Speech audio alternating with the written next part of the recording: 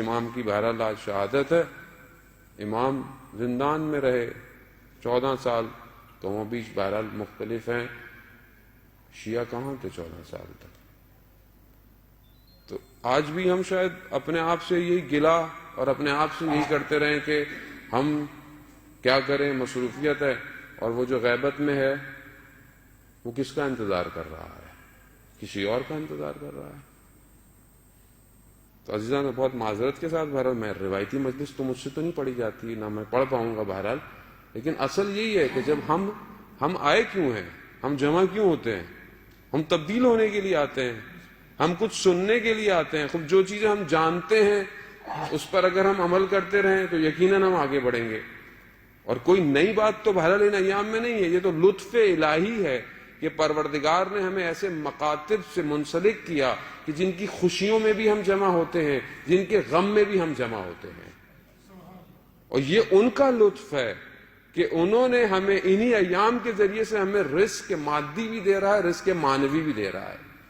خوب ایک شخص آیا چھٹے امام جعفر صادق علیہ السلام، اللہم صلی علی محمد و آل محمد. امام کی خدمت میں مولا یہ قرآن کے اندر پروردگار نے ارشاد فرمایا کہ میں تم سے روز قیامت میں سوال کروں گا نعمتوں کا.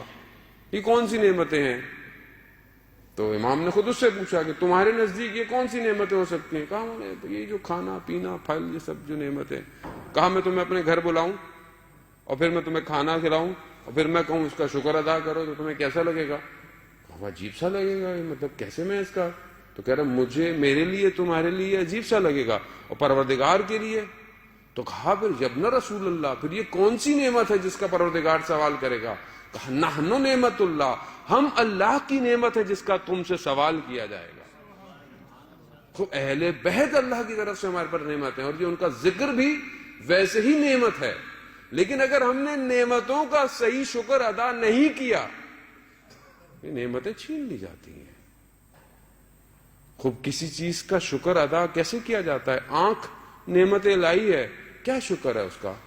کہ اس سے گناہ نہ کرو، اس سے حلال چیزوں کو دیکھو، یہ آنکھ کی نعمت کا شکر ہے. زبان نعمت ہے، اس سے کسی کی غیبت نہ کرو، تہمت نہ لگاؤ، جھوٹ نہ بولو، یہ زبان کا شکر ہے. کان غیبت نہ سنو، حرام چیزیں نہ سنو، یہ اس نعمت کا شکر ہے. یہ جو ذکر نعمت ہے، اگر اس کو صحیح طرح نہ رکھا گیا، اس کی پاسداری نہیں کی گئی، اس سے صحیح استفادہ نہیں کیا گیا، تو یہ نعمتیں کم ہوتی جا رہی ہیں عزیزان محترم. کیونکہ بہرحال یہ ان سے پوچھیں کہ جہاں پر بالکل بھی نہیں ہے نعمت الہی ہے، آپ بہرحال غم زدہ ہو کر کسی امام کو آ کے پرسہ دے دیتے ہیں. بہت سی ایسی جگہوں پر ہیں کہ جہاں آدمی نہیں دے پاتا پرسہ. خوب یہ نعمت ہے. خدا خود قرآن میں کہتا ہے کہ اگر تم شکر کرو گے تو میں تمہاری اس نعمت میں اضافہ کر دوں گا. تو بہرحال اس نعمت کو سمجھیے اور شکر کیجیے اور کوشش کیجیے اپنی زندگی میں کہ یہ ذکر چلتا رہے. آپ اور میں تو بہرحال کسی حد تک گزر گئے، آنے والی نسل کہ جس کے اوپر اتنا زیادہ پریشر ہے ہر طرف سے، اگر اس تک یہ ذکر نہیں پہنچا تو یہ پھر کسی اور طرف چلی جائے گی.